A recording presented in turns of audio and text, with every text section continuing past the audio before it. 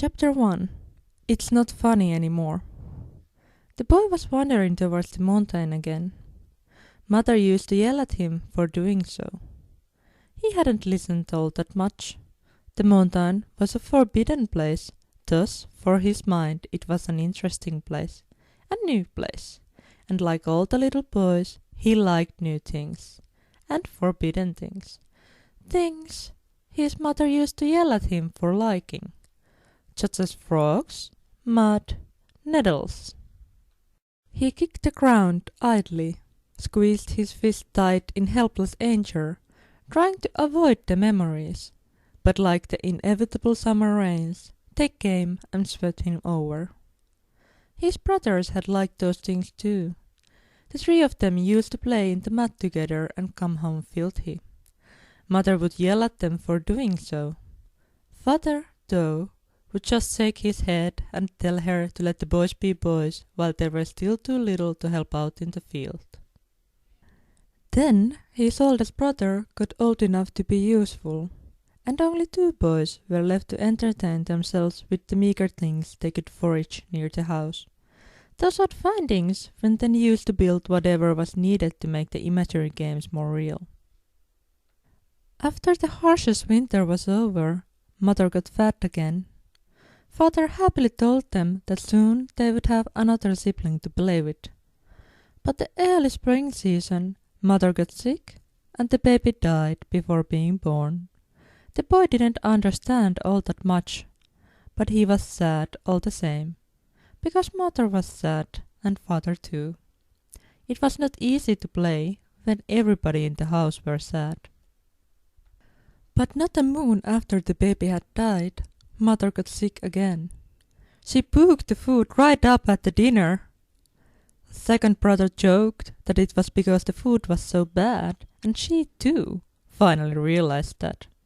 It was a pretty mean thing to say, the boy thought, but all the three brothers laughed. It was kinda funny, even though the barfing was disgusting. However, when Mother couldn't keep any food in her stomach at all, it got scary. Father told brothers to go to sleep, but he had a wild look in his eyes, and as Mother didn't get any better, he put on his coat and went to find the doctor. By this time, it was becoming clear to the boys that there was something wrong with Mother. Something really, really wrong. The oldest brother went to help her. She needed someone to hold her up while she barfed. Mother said she was thirsty.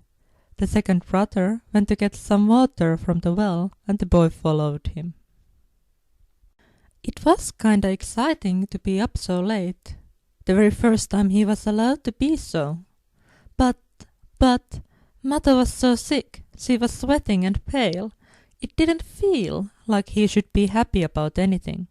Guiltily, the boy glanced at the second brother, whose eyes were glazed with barely concealed tears. Mother was moaning, too tired to speak reassuring and calming words at them, and tried to reach for more water. He kept filling her mug, but it seemed useless. She couldn't keep anything down. The little she could drink, she was puking up right after. It wasn't funny. It had ceased to be funny a long time ago. There was something squeezing the boy's throat, and he felt helpless. There was nothing he could do to help. The night just continued. Then Father came home with old Inasama. The old lady took one look at Mother and yelled. She said really bad things and something like cholera. The boy didn't know what that meant, but it sounded like something he was not supposed to say. Then old Inesama took a good look at the boys and told them to get outside and take a wash at the well, and wash the clothes too. She was really scary. So they did it, even though the well water was cold and it was middle of the night and they had no other clothes to change into. Father came to tell them that they couldn't come in. So he gave the boys blankets and said to find a good dry spot to sleep in. It was near summer, so it was not cold, really. The three of them settled down under a maple tree and made camp. It was hard to fall asleep. One could hear grasshoppers, birds, the sound of wildlife that lived near the mountain. The boy kept staring at the sky and listening to sleepy snuffling of his brothers.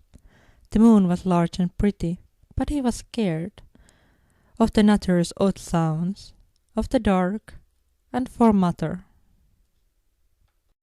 He knew that it was not nice to be without food in his stomach.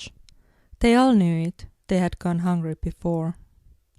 And Mother had looked so sick. It was too much. He had never been so afraid. The tears started falling and he hiccuped. He buried his face in the blanket, desperately trying to stay silent. If the brothers would wake, they would call him a crybaby again, and he wasn't. He really wasn't. He was a big boy, and big boys didn't cry. The next morning, the boys woke up far later than usual. Why hadn't Father come to wake them up early? He always told them not to waste sunlight to sleep late, and would come to wake 3 of them every morning at dawn. The boy rubbed his eyes, yawned. Oh, there was Father, but he looked bad. Dark smudges colored the undersides of his eyes. His face was drawn tight with tension, and even the fists were clenched shut. There was this odd dropping feeling at the boy's stomach, and he didn't need to hear the words to know that Mother wasn't any better. When Father told them that they couldn't come in yet, not a single one of the 3 protested at it. They made cars and tried to set up a game to pass the time at the back of the house. The faint whimpers and moans and labored breathing trickled through the cracks of the wall, and it was impossible to see the cones with sticks as horses, and weaved pieces of grass as samurai, or the mud and stones as castles. Not long after the midday, there was silence. They didn't need to hear Father's loud cry and fist pounding on the floor to know that something was wrong. That night, they all cried, even Father. They slept outside all week. It was not exciting anymore. It was cold and clammy, and still scary. Then old Inesama said that if they cleaned up the house real good, they could come to sleep inside. It took a lot of work, but they were able to move back into the house the very next day. However, there were things that the boy didn't understand. Why was Mother not waking up? If he puked enough, like Mother had done, would he too fall asleep forever? The boy was confused, but everyone around him was so sad and angry that it took him a while to dare to ask about it all. When he finally did, Father sighed, rubbed his eyes clear with his palms, and then told him about death.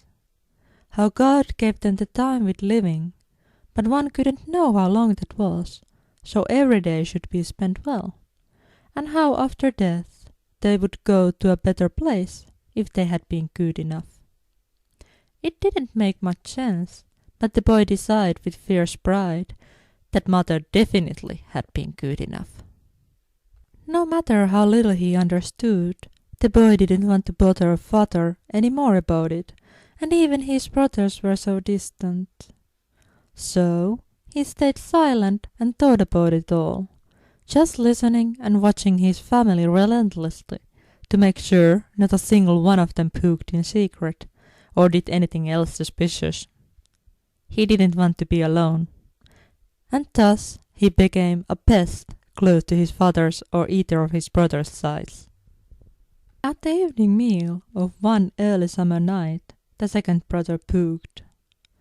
For a second, the boy didn't know if he was awake or asleep, because surely it was just another of the bad dreams he had been having all these weeks.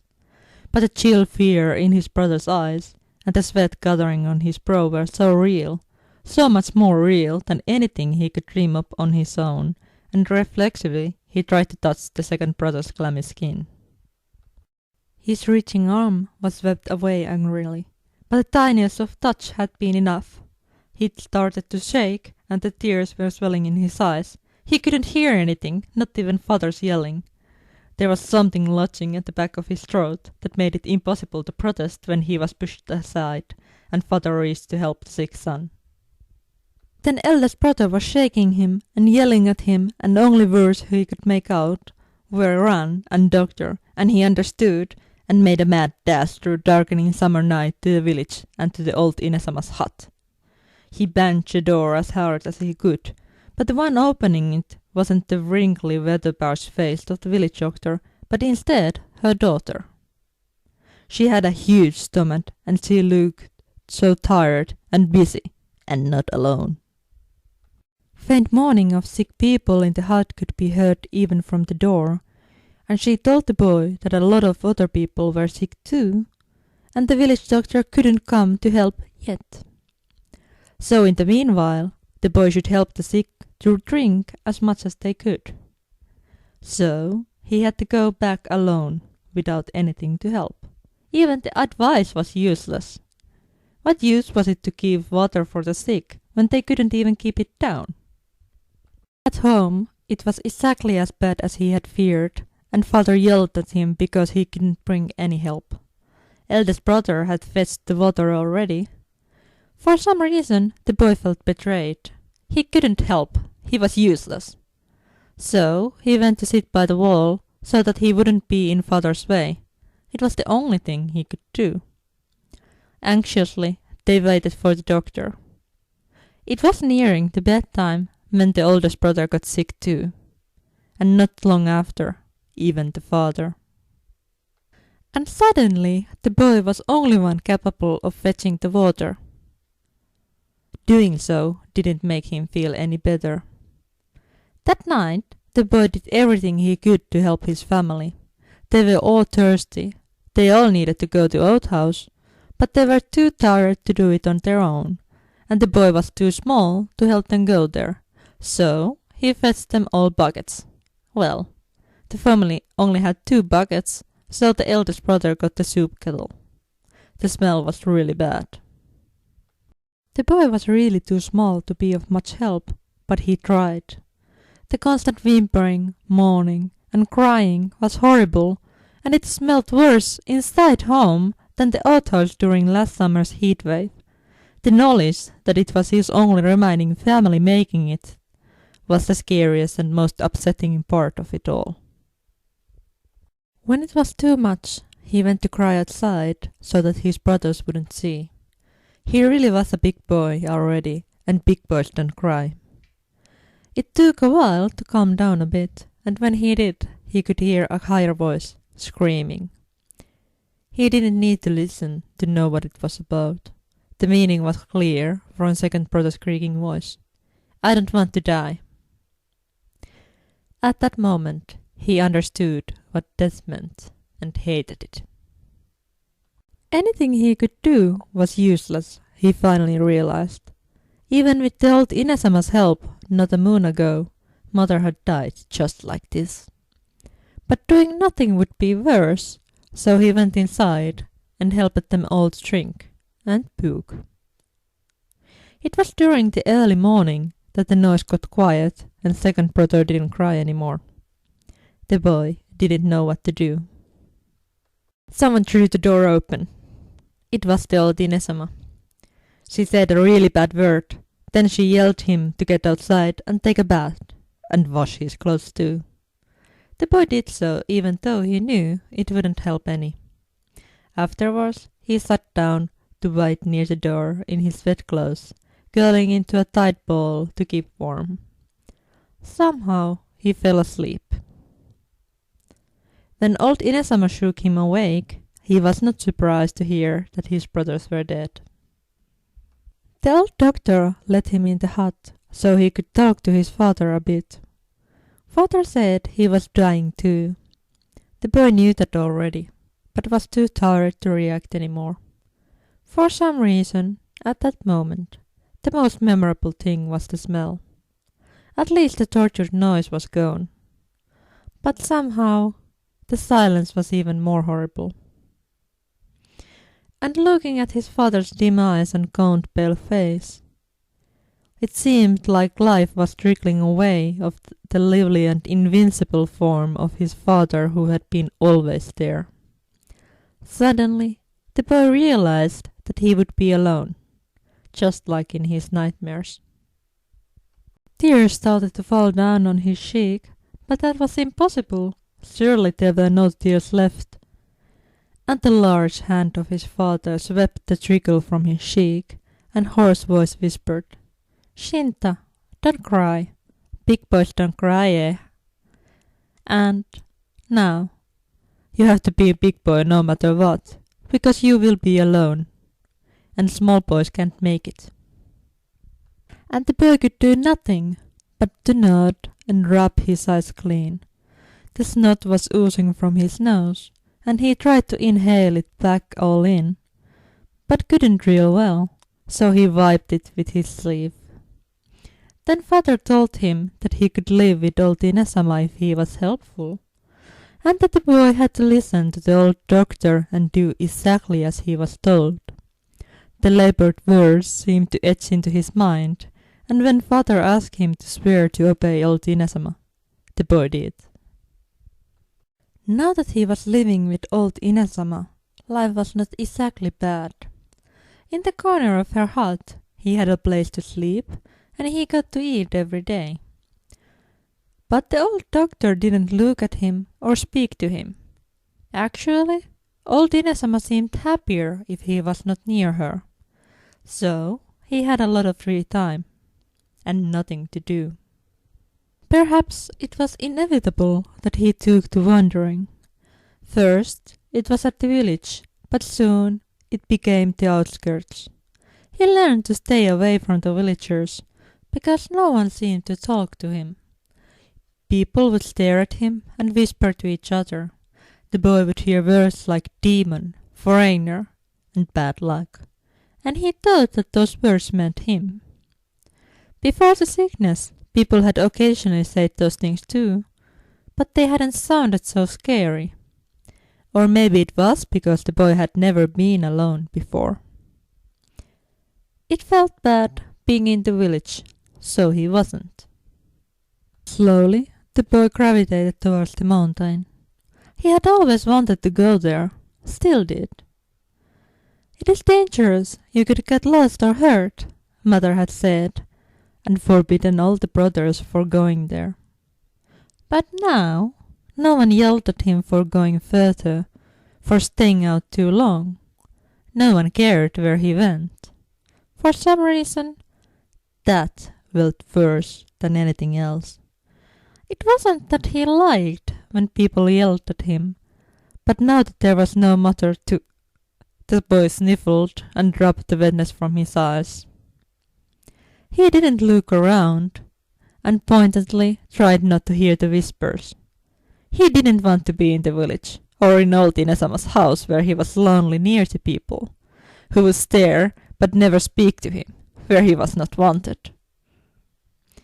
Perhaps it was curiosity, or just need to escape, that only few weeks later he finally found the courage to wander into the forest covering the mountain slope.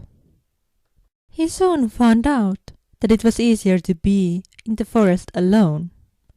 The trees and critters, bugs and birds, didn't stare at him. Well, they did, but it was the cute sort, not the isolating looks and mutterings.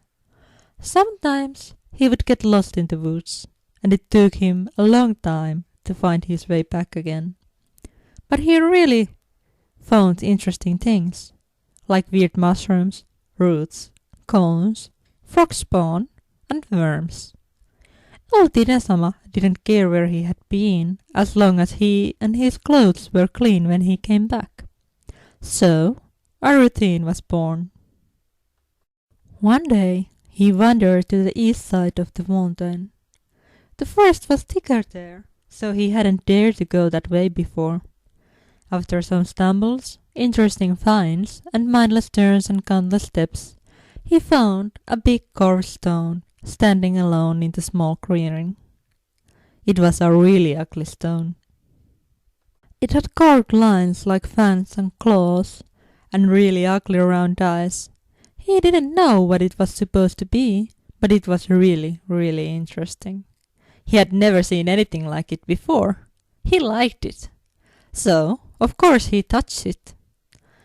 It felt oddly cold to touch. Little hairs in the back of his neck stood up. It felt funny. He laughed. I really like you. Because it was the first time the boy had laughed since the sickness came. The stone didn't answer. The boy wasn't surprised. He had never heard a stone talking after all. But the coldness of the carved stone didn't feel nearly as harsh after that. Maybe it was because the stone had eyes and something like a face, that the boy sat down and started to chatter to the stone. He was late to old Inesama's house that evening. So late that the old lady remarked on it. It felt really good to be noticed. Usually old Inesama didn't talk to him. Maybe it meant that it was okay to stay away longer. So he did. After that, it was no wonder that the boy took to wandering to the stone often.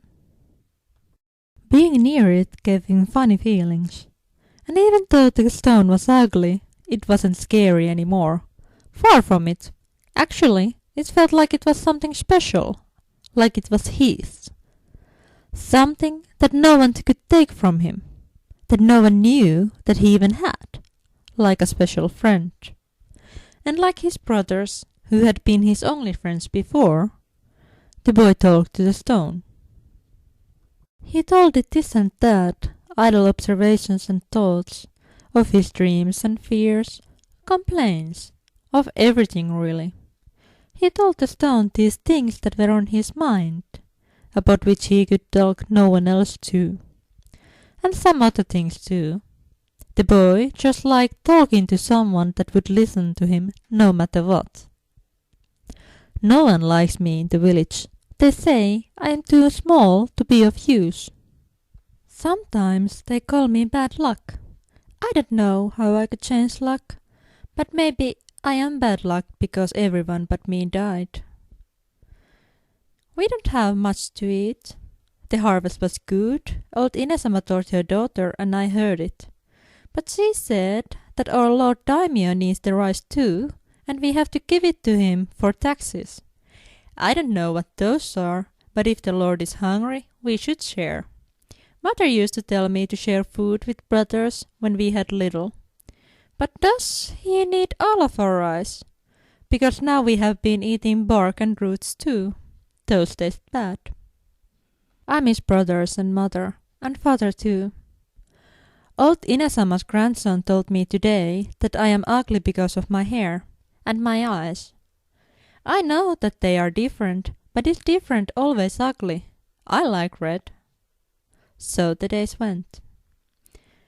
Old Inesama told me that traders are coming soon, and when they come, I will be going with them. I don't know why, but Inesama told me it was because the village has no food to spare for me. But the traders would, and I would live better if I went with them. I'm scared of leaving. I don't want to leave you too. So don't. At first the boy thought he had only imagined the sound. Stones couldn't speak. But who else could it have been? Scared, he swiftly looked around, but the clearing was empty, and the forest surrounding it didn't show anyone else. Still wary, he started to yell at the woods, told the boys to show themselves. No one came. After some mad scrambling around and causing ruckus, he finally calmed down and sat next to the stone. He felt a little bit silly for his actions, letting out a faint embarrassed giggle. It didn't lessen the funny feeling that he wasn't alone. He laid his hand down on the stone to check that he wasn't dreaming, and suddenly the coldness was back. The boy shivered, all the little hairs on his skin standing up. I could come with you. This time it was obvious that it was his stone that was speaking. The voice was quiet, like a whisper, but not quite. Maybe it was just a boy, but the voice sounded really hesitant and lonely. And because of that, the boy, Instead of getting scared like before, he just wasn't anymore. It was his stone, his friend. So he laughed, delighted that he was being talked to. Now his stone was almost like a real friend. "I want to take you with me," the boy told the stone. But then he frowned. "You're heavy. How could I carry you?" "I'm not a stone. I only live in the stone." "Oh." Of course, that made more sense than speaking tones. But if the friend was only living in the ugly stone, you could live in something smaller? The boy asked, his mind whirring. What could he carry? Where could his friend live if not in the stone? There were smaller stones, but they were not good ones, and his friend's house should be something different, have a meaning to it. Not something smaller. It needs to be something special. The boy didn't answer. Of course his friend's house would need to be something special. A wave of terror rode over him. He couldn't think of anything suitable. What if he had to leave his only friend behind? He wasn't strong enough to carry the stone, and nothing around seemed right. It needed to be special, but maybe he could find something good that could walk on its own. Could you live inside a living thing? The boy asked, half afraid of what it would mean, but the idea was already taking hold. Yes. The boy swallowed. He wouldn't leave his friend, no matter what. But the only special thing he could carry that was large enough. Come live inside me, then. Yes. The coldness rose from the stone, flowed where his hand still touched it, and started to float inside him. It didn't feel funny anymore. It didn't feel good at all. His hand was freezing, but he couldn't let go, couldn't leave his friend behind. The coldness continued to spread inside him, and it hurt. It was worse than being pushed into snow and getting stuck under the brother's snow castle when it had collapsed last winter. And it didn't stop. It didn't stop. Then he didn't feel anything at all. When the boy woke up, it was dark. Gradually he rubbed his eyes, trying to clear his vision, and yawned. It didn't help much. The forest around him was scarily silent. He couldn't hear a thing over his loudly thundering heart. The shivers started to dance on his skin when he realized. It is night, and I'm alone at the mountain. No one knows where I am. He had never been so far from the village at night. Could he find his way back? And what would Inesama say of him for being so late? Maybe she would yell at him. Yes, she would definitely notice him then. Cheered, he started to calm down and finally managed to hear sounds of the forest. Leaves rustled in the faint wind. There was hooting of the owls, the critters scrabbling, and the bugs were buzzing and whirring. He wasn't too scared of the sounds anymore, even though he was alone at the mountain and far away from the village. After all, no animal had ever tried to hurt him. If he made enough noise, the wildlife steered well away, in his experience. Dark Forest wasn't so bad. He had been coming here for weeks and knew his way back. Kinda. He was pretty sure he knew it. But the forest looked different in the dark. Had that tree been there before? The path among bamboo trees was slippery. The boy fell down time after another, and soon his knees and hands were full of scratches and bruises. Ow! He didn't cry though, because he was a big boy now, and big boys don't cry. But in the darkness, the doubts kept constantly creeping back into his mind. What if he didn't find his way back home? He swallowed. Don't think about it. Little by little, the forest started to grow more familiar. and then he saw the huts in the distance. It was near morning, and faint light of the rising sun had started to lick the treetops at the eastern slope of the mountain behind him. He laughed in sheer relief. He had found his way back. Little by little, the forest started to grow more familiar, and then he saw the familiar huts in the distance. It was near morning, and faint light of the rising sun had started to lick the treetops at the eastern slope of the mountain behind him. He laughed in sheer relief. He had found his way back. The rising light made his sorry state clear, though, and he cringed guiltily. Inesama would be so mad. But maybe it wouldn't be so bad if he washed up first. Before, the doctor didn't care as long as he and his clothes were clean. "You're late, boy," called Inesama's croaky voice when he slipped inside in his damp clothes. She did sound angry. He froze like a stunned rabbit and covered in preparation of tongue lashing. But a part of him was eagerly waiting for it. Someone would notice him. A person would see him and talk to him. He wouldn't be a lonely ghost in her house just for a tiny moment. Because being yelled at meant that someone cared.